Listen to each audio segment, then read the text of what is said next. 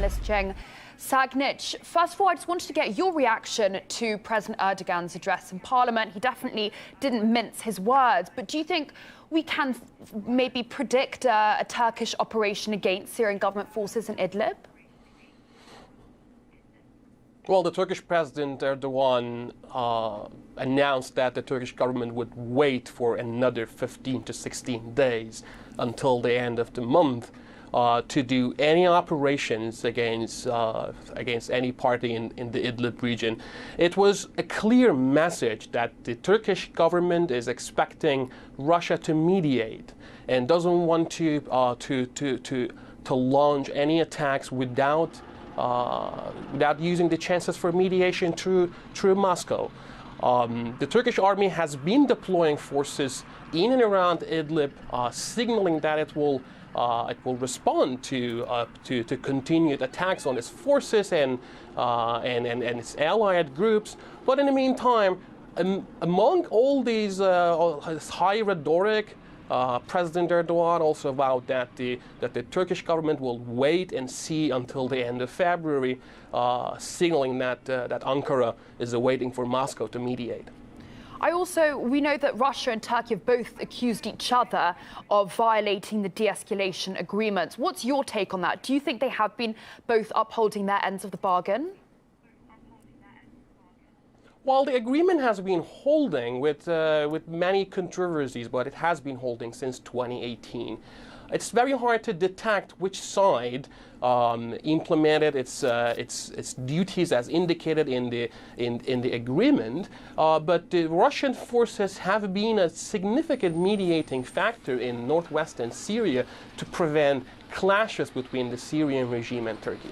The demilitarized zone, as said in the agreement, may not have been achieved for many reasons.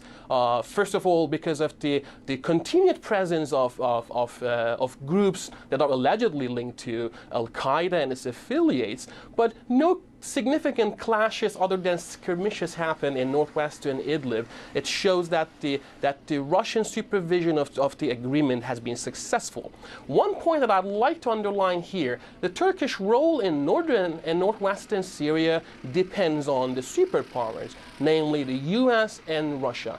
The Turkish military presence cannot achieve any military victories without close cooperation with Russian or US forces. In northwestern Syria, in the Afrin and Idlib and Aleppo regions, the Turkish operations were truly coordinated with Moscow, and in northeastern Syria, where since October we have seen Turkish incursions, were all coordinated with the US government. So it is very clear, and it's easy to say that in northwestern Syria, Turkey will refrain from unilateral actions, at least for the time being, and will try to mediate and coordinate its military actions with Moscow. That has been the supervisor of the current agreement. Well, I just wanted to pick up on something that you just said there. You mentioned, of course, the presence of the US. Now, Erdogan's been given, one could say, quite rare public support by the US. We know that the US envoy to Syria visited Turkey, and they seem to have found some common ground here. But how is that actually being received on the Syrian ground? Because we saw an incident in northwestern Syria today, which would suggest that there's quite a lot of hostility towards American forces.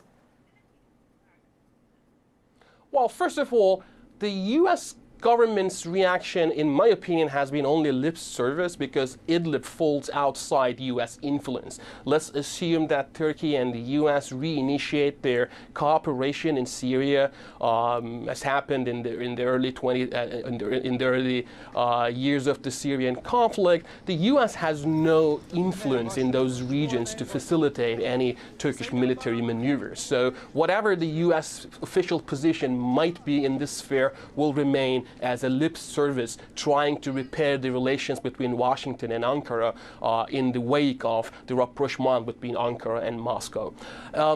As you also mentioned, in northeastern Syria, there was an incident in an Arab village. In fact, after the U.S. decision to withdraw from northeastern Syria, the U.S. is not the most popular among the local community, of course, but this applies more to the Arab society of northeastern Syria that are predominantly aligned with the Syrian government rather than the Kurdish groups that are still in a close cooperation with the U.S. government. But as I said, the Syrian situation has been divided into influence zones by the U.S. and Russia. Idlib falls under the Russian influence and not the U.S. military influence. So cooperation with the U.S. in Idlib practically makes no sense for any third party, including Turkey. Now, we know, of course, that Idlib has been a stronghold of opposition since the civil war broke out back in 2011. Taking it back would be a major strategic victory for the Syrian government. What do you think the chances of that happening are? Well, I think it is in progress. Just the sides of the Sochi agreement have to reach a consensus on what to do with the rebel factions that are armed to the teeth in northwestern Syria and under Turkish supervision, and what to do with the local population that might flow into Turkey as refugees. Other than that, it is quite obvious that, for one, that the Syrian government is determined to retake Idlib for its symbolic importance for ending the Syrian uprising since 2011. And the second, that obvious fact, is that this will happen under Russian supervision and mediation.